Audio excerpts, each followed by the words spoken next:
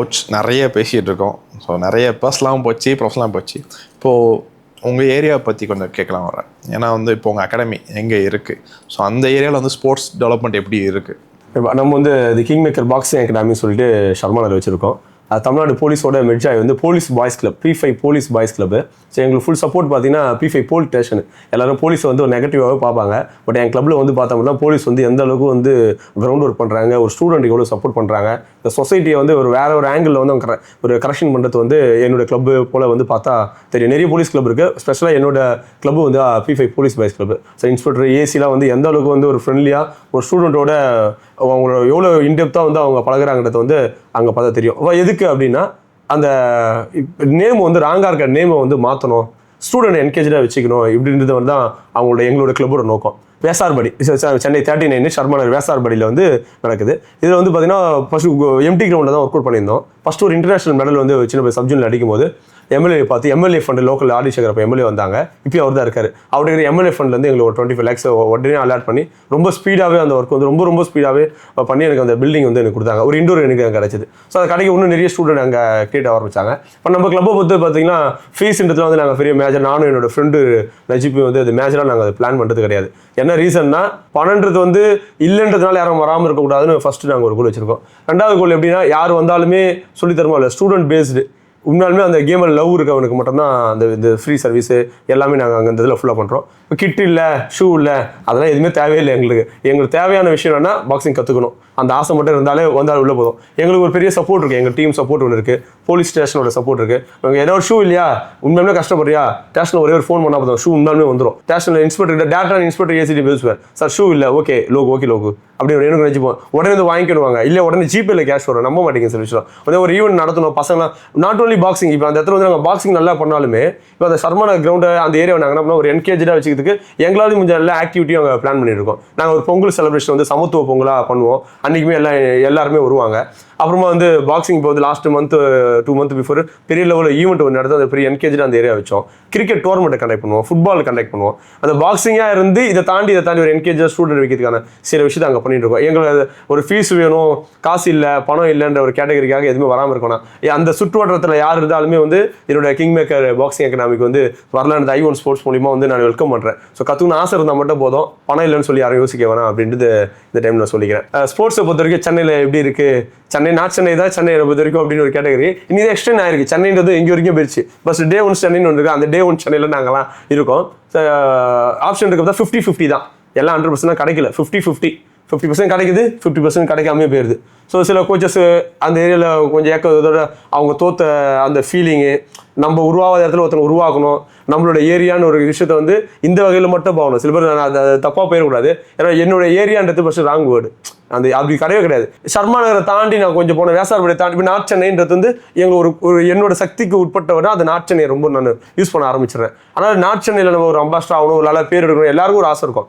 அந்த ஒரு லேபிள் நோக்கி தான் போகணுமே கண்டி, மற்றபடி வந்து இது ஏரியா நீ உள்ளே வரக்கூடாது, பண்ணக்கூடாது அப்படிலாம் சொல்லக்கூடாது. அது ரொம்ப ஒரு தவறான வார்த்தை. அது ஒரு ஸ்போர்ட்ஸ் பர்சன் வந்து கண்டிப்பாக வந்து என்னோட ஏரியான்னு வந்து சொல்லவே கூடாது. ஏன்னா நம்மளோட ஃபுல்லாக வந்து ஸ்டேட்டு, நேஷனல், இன்டர்நேஷனல் அந்த பேஸில் போயிடணும். நம்ம ஒரு 2 தெருவுக்குள்ள சுற்றுறவங்களாம் ஸ்போர்ட்ஸ் பர்சனே கிடையாது.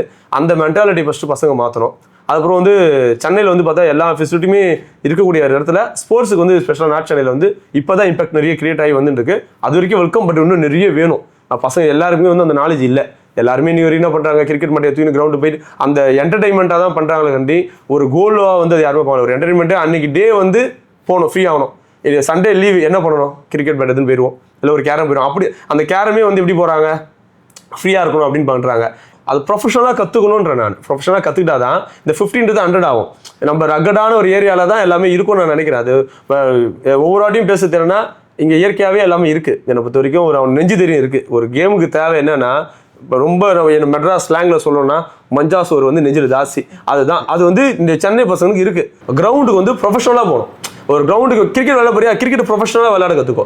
எது போனாலுமே ஒரு ஹாபிக்குன்னு அந்த அன்னைக்கு டே வந்து கழிக்கணும்னு போகாமல் ப்ரொஃபஷனலாக ஒரு விஷயத்தை கற்றுக்கணும். அப்படி கற்றுக்கும் போது சென்னைன்றது வந்து எல்லா ஃபெசிலிட்டி நம்மளுக்கு இருக்குல்ல. இப்போ ஊரில் இருக்க பிள்ளைங்களோட எல்லாமே நம்மளுக்கு இருக்குது. அதை நம்ம கையில் வெண்ணெய் வச்சுக்கிட்டு நெய் கலந்து கிடையாது. சென்னையில் இருந்துக்கிட்டு நான் வந்து இல்லைன்னு சொல்கிறதுமே ஒரு தப்பான வார்த்தை. அதுதான் 50-50 ரீசன்னா இன்னும் வந்து பசங்க தான் வெளியே வரணும், பேரண்ட் தான் வெளியே கொண்டு வரணும்.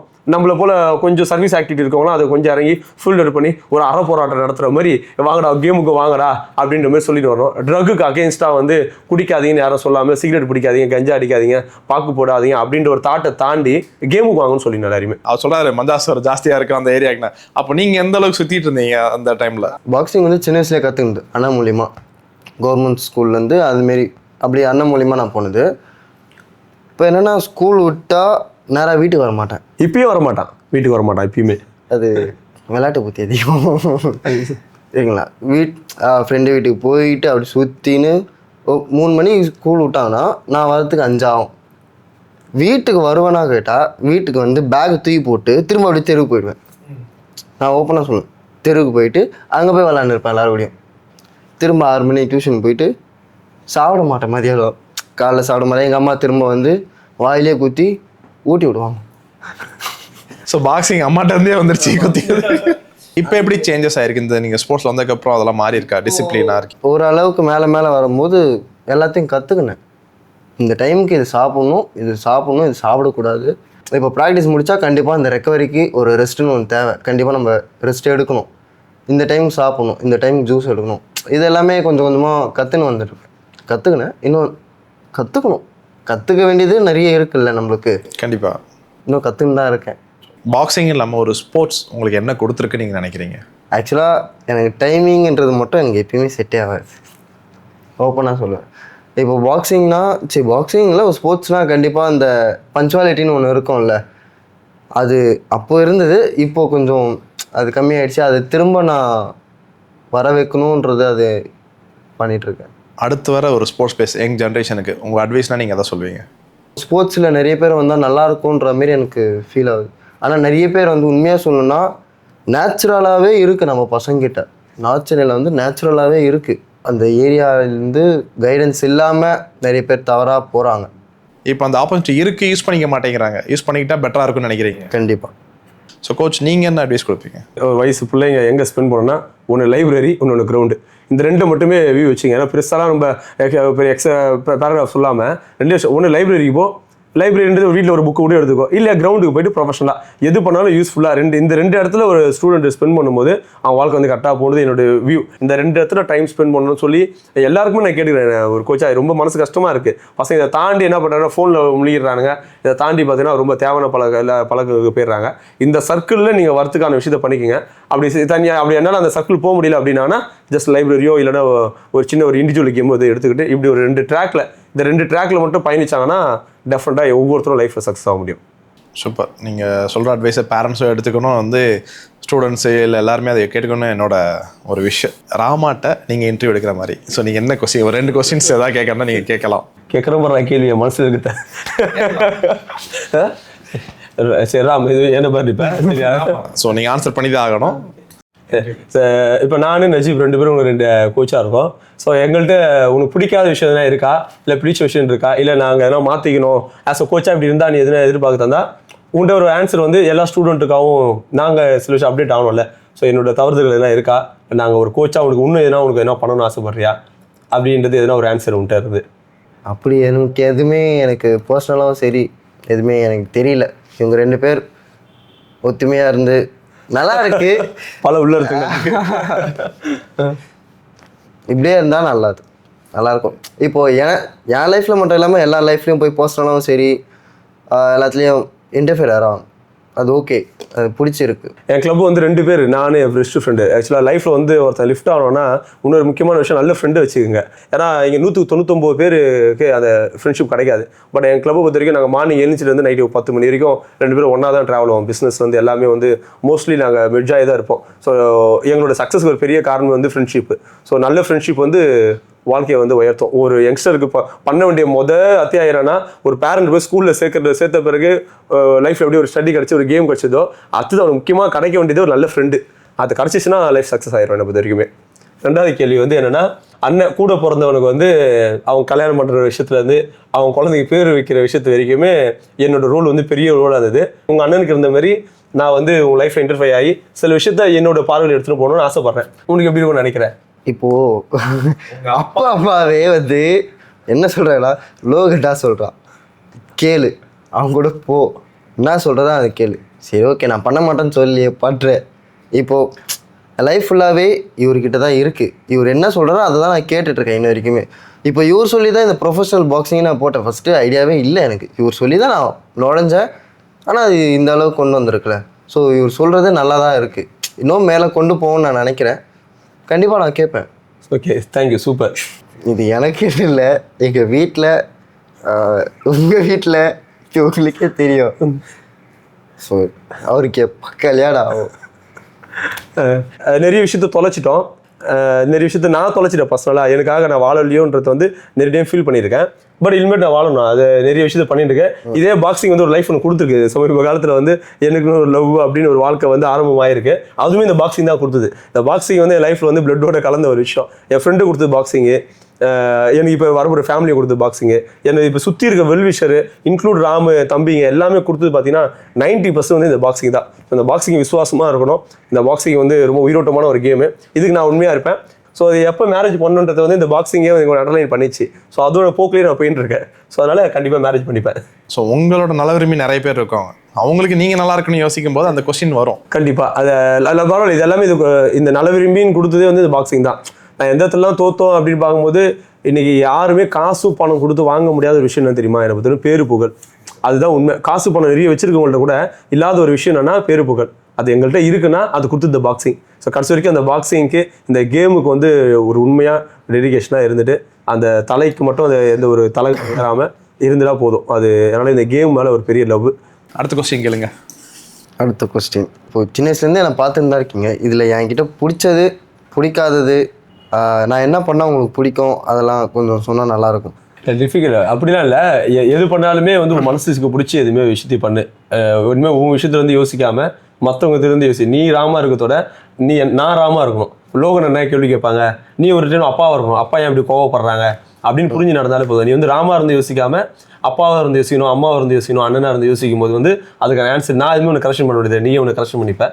ரெண்டாவது இன்னும் முக்கியமான விஷயம், உங்கள் அண்ணன் இருக்க அந்த பஞ்சுவாலிட்டி உனக்கு இருந்தால் ரொம்ப நல்லாயிருக்கும். எந்த விஷயத்துலையும் ஏன்னா பாக்ஸிங் ரொம்ப இம்பார்ட்டன்ட் இந்த டைமிங் தான். ஸோ அந்த பஞ்சுவாலிட்டி மட்டும் கீப் போட்டாலே, ஏன்னா ரொம்ப ஃபஸ்ட்டு அண்டர்லைன் பண்ண வேண்டிய வார்த்தையே பஞ்சுவாலிட்டி. அதை மெயின்டைன் பண்ணிட்டாலே நம்ம எல்லா இடத்துக்குமே கரெக்டாக சக்ஸஸ் ஆகிடலாம். Okay done. இப்போ இந்த பெல்ட்டெல்லாம் நீங்கள் பார்க்கும்போது எனக்கு ஒரு கொஸ்டின் இருக்குது. நான் நீங்கள் ஐடி கார்டெலாம் பார்த்தேன். ஸோ இது என்னென்ன கிளாஸஸ் இருக்குது, ஒவ்வொரு பெல்ட்டுக்கு அந்த இது சொல்ல முடியுமா? ஃபஸ்ட்டு வந்து பார்த்தீங்கன்னா வெரி பிகினிங் வந்து இந்த ப்ரொஃபஷனல் பாக்ஸிங். ஆக்சுவலாக இப்போ 2 கேட்டகரி இருக்குது. அமெச்சூர் பாக்ஸிங்கு, பாக்ஸிங் பார்த்தீங்கன்னா ப்ரொஃபஷனல் பாக்ஸிங். இப்போ ஸ்டில் இந்த ப்ரொஃபஷனல் பாக்ஸிங் பார்த்தீங்கன்னா வெரி பிகினிங் பார்த்தீங்கன்னா சாம்பியன்ஷிப், வேர்ல்டு சாம்பியன்ஷிப் மட்டும் தான் இருந்தது. வெரி பிகினிங் ஹெவி வெயிட்டில் தான் ரொம்ப ஃபோக்கஸ்டாக இருக்கும். அதுதான் வந்து விசிபிளாக கொஞ்சம் இருக்கும். நிறைய ஃபேன்ஸ் கிளப் கொஞ்சம் இருந்தது. ஆனால் அந்த ஹெவி வெயிட் ஃபர்ஸ்ட் வெயிட்டில் பார்த்தீங்கன்னா இப்போ பெசிஃபிக்கோ அவர்லாம் போடும்போது வந்து first weight, second bantam weight, feather weight அந்த மாதிரி விஷயத்தில் அவங்க வந்தாங்க. ஸோ ஒவ்வொரு வெயிட் கேட்டகரி இருக்குது. ஆக்சுவலாக இப்போ ராம் போடுறது பேண்டம் வெயிட். இதுக்கு முன்னாடி வந்து ஃப்ளைல போட்டான். இப்போ இந்த பில்ட் வந்து பேண்டம் வெயிட். அது எவ்வளோ வெயிட் இருக்கணும்? அது பிலோ 50 வந்து ஃப்ளைட் வந்து 53.5, ஃப்ளை வெயிட் கேட்டகரி வந்து 50.8.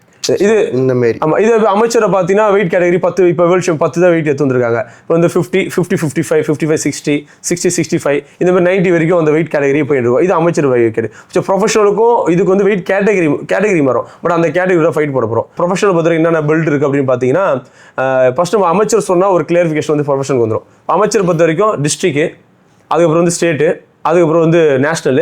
இதில் வின் பண்ணுறவங்க நேஷனல் கேம்ப்பு, எல்லாமே இன்டர்நேஷனல் நேஷனல் கேம்ப்பு. இந்த நேஷனல் கேம்பில் அச்சீவ் பண்ண பிறகு இன்டர்நேஷனல் போவாங்க. இந்த இன்டர்நேஷனல் வரும்போது ஃபார்ம் 1, ஸோ ஃபார்ம் 2 வந்து நேஷனல் போனால் வரும். யூனிவர்சிட்டி கேம் அதுமாரி போனால் ஃபார்ம் 3 வரும். இப்படி ஒரு கேட்டகரி வந்து இதில் இருக்குது.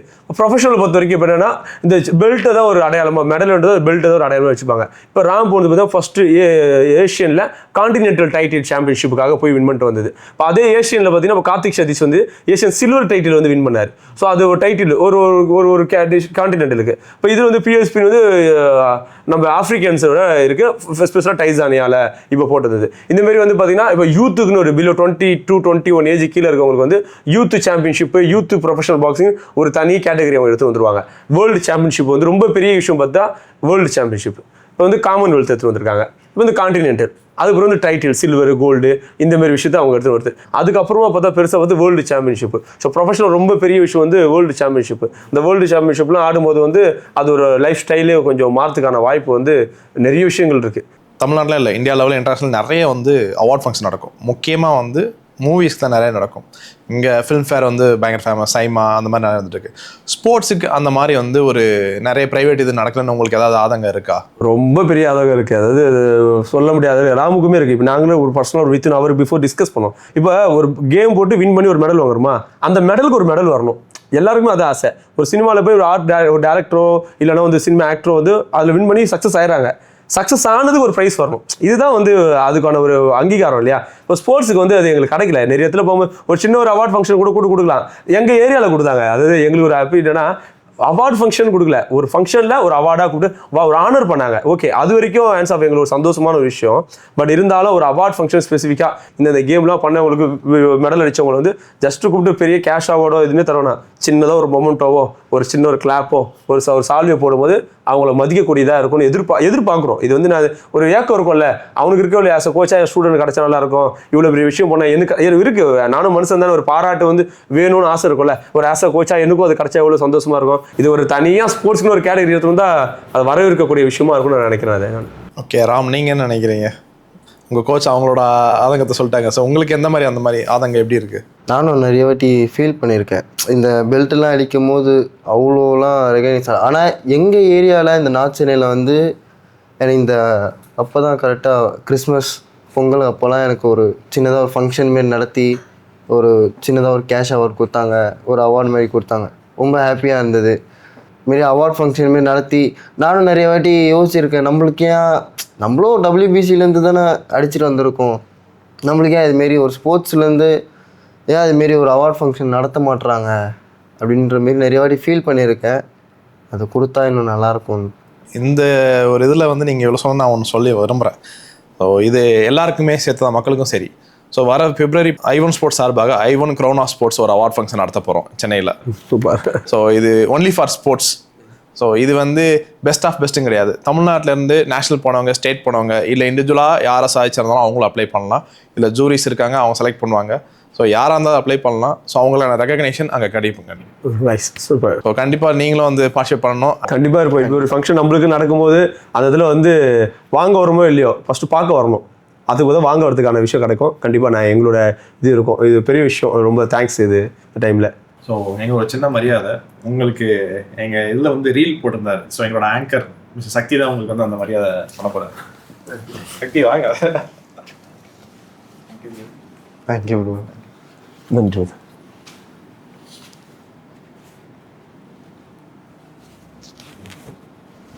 ஸோ கோச், உங்களுக்கு எப்படி ஒரு நண்பன் கிடைச்சாரோ எனக்கு ஒரு நண்பன் கிடைச்சாரு இந்த இதை நான் ரன் பண்ணுறதுக்கு. ஸோ என் ஃப்ரெண்ட் ரவி வாங்க.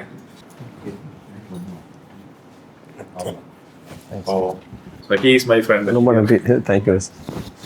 ஓகே கோச், ரொம்ப நன்றி வந்ததுக்கு. ஸோ ராம், ரொம்ப நன்றி எங்கள் மரியாதை ஏற்றுக்கிட்டதுக்கு. நீங்கள் இன்னும் மென்மேலும் வந்து வின் பண்ணி ஸோ உங்களுக்கும் பெருமையும், கோச்சுக்கு பெருமையை சேருங்க, நாட்டுக்கும் பெருமை சேர்க்கிறேன் எங்களோட வாழ்த்துக்கள். கண்டிப்பாக. ஸோ ஐவன் ஸ்போர்ட்ஸ் நேயர்களுக்கும் வணக்கம்.